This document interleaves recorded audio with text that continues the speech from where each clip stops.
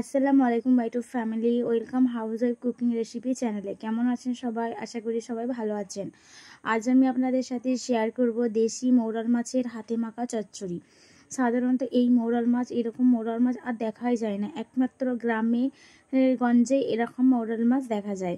একদম হাতে মেখে কিভাবে মৌরাল মাছের চচ্চড়ি বানাচ্ছি দেখতে হলে পুরো ভিডিওটা অবশ্যই দেখবেন।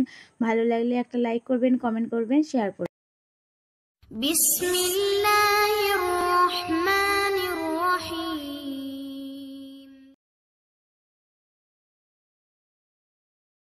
হাতে মাখা মৌরাল মাছের চচ্চড়ি বানানোর জন্য এখানে 250 গ্রাম মতো মৌরাল মাছ নেওয়া হয়েছে, যেটিকে ভালো করে বানিয়ে নিয়ে ওয়াশ করে রাখা আছে। দেখুন খুব সুন্দরভাবে মাছটি বানাতে হবে, সাবধানে, না হলে তিতো হয়ে যেতে পারে। তো আমাদের বানানোর পর এখানে একটু লবণ জল দিয়ে ভিজিয়ে রেখেছিলাম যাতে মাছটি তিতো না হয়ে যায়। মাছের কানখুড়ো তো ফেলতেই হবে, প্লাস পেটটিও একটু কেটে কেটে নিয়ে নিতে হবে। দেখে নিন, এখানে 250 গ্রাম মৌরাল মাছকে সুন্দরভাবে বানিয়ে ধুয়ে রাখা আছে। আর হাতে মাখার মাছের জন্য এখানে 250 গ্রাম মাছের সাথে 250 গ্রাম মতো পেঁয়াজ নিয়েছি, একটা আলুকে ছোটো ছোটো সরু সরু করে কেটে নিয়েছি, 4টা কাঁচা লঙ্কা নিয়েছি, ধনের গুঁড়ো, লাল মরিচ, তারপর হলুদ গুঁড়ো, স্বাদ মতো লবণ, একটা তেজপাতা ও তেল নিয়ে নিয়েছি। বাস এতটুকুই জিনিস নিয়ে বানিয়ে ফেলবো হাতে মাখা মৌরাল মাছ। একবার এইভাবে চচ্চড়ি বানাবেন, খুব সুন্দর একটি চচ্চড়ি রেডি হবে। তো ফার্স্ট আমি মৌরাল মাছের সাথে এই সমস্ত মশলাগুলো ভালো করে হাতের সাহায্যে ম্যারিনেট করে নেব। এইভাবে হাতের সাহায্যে মৌরাল মাছের হাঁড়িতে চচ্চড়ি বানাবেন, দেখবেন অন্য কোনো খাবার ভুলে যাবেন। তো হাঁড়িতে মৌরাল মাছগুলো দেওয়া হয়েছে, এর উপরে আলু কাটা দিয়ে দিলাম, সরু সরু করে যে আলু কেটে রেখেছিলাম সেটি দিয়ে দিলাম, তার উপরে যে পেঁয়াজ কেটে রেখেছি সেটিও দিয়ে দেব হাঁড়ির মধ্যে। এইভাবে দিয়ে হাতে করে ম্যাক্সিমাম 5 থেকে 10 মিনিট মতো মাখাতে থাকবেন, যতক্ষণ না মশলা থেকে একটি সুন্দর সুগন্ধ বেরিয়ে আসে ততক্ষণ হাতের সাহায্যে মাখাতে হবে। আমি এর আগে একটা ভিডিও ছেড়েছিলাম পেঁয়াজের চচ্চড়ি, ঠিক একইভাবে এই চচ্চড়িটিও বানানো হচ্ছে।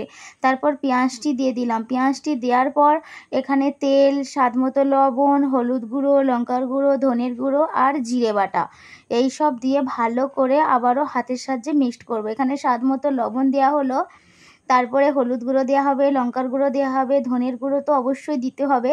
আর হ্যাঁ, আমি এখানে কালারের জন্য কাশ্মীরি মির্চি ব্যবহার করেছি। আর কাঁচা লঙ্কা যে রেখেছিলাম সেইগুলো মাঝখান থেকে একটু ফাঁক করে নিয়ে দিয়ে দিলাম, যাতে কাঁচা লঙ্কার যে তীখা ঝালটি মৌরাল মাছের সাথে এসে যায়।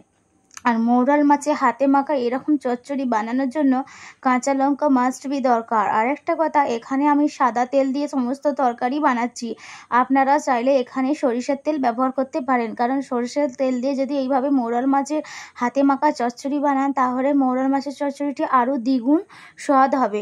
তো এইভাবে আমি সমস্ত মশলাগুলো দিয়ে দিলাম, দেখে নিন এখানে সমস্ত মশলাই দিয়ে দিয়েছি, আর একটু কাশ্মীরি মির্চিও দিয়ে দিলাম। তারপর এখানে তেল দিয়ে দিয়ে এইভাবে 10 মিনিট মতো হাতে করে মাখতে থাকবো। এখানে কালারের জন্য কাশ্মীরি মির্চি অ্যাড করলাম, এটা অপশনাল, আপনারা দিতেও পারেন বা নাও দিতে পারেন। দিয়ে 10 মিনিট মতো এইভাবে হাতে করে মাখবো, যতক্ষণ না মশলা পেঁয়াজ থেকে একটি সুন্দর সুগন্ধ আসছে ততক্ষণ হাতে করে মাখতে হবে। আর একটা কথা খেয়াল রাখবেন, খুব সাবধানে হাতে করে মাখবেন, একদম চেপে চেপে মাখবেন না, তাহলে মৌরালা মাছ খুবই সফট, না হলে মাছগুলো ভেঙে যেতে পারে। তো আস্তে আস্তে হাতে করে মেখা হয়ে গেছে, দেখে নিন 10 মিনিট মতো মাখা হয়ে গেছে, কালারও খুব সুন্দর এসেছে, হাতে মাখতে মাখতেই কালার চলে এসেছে।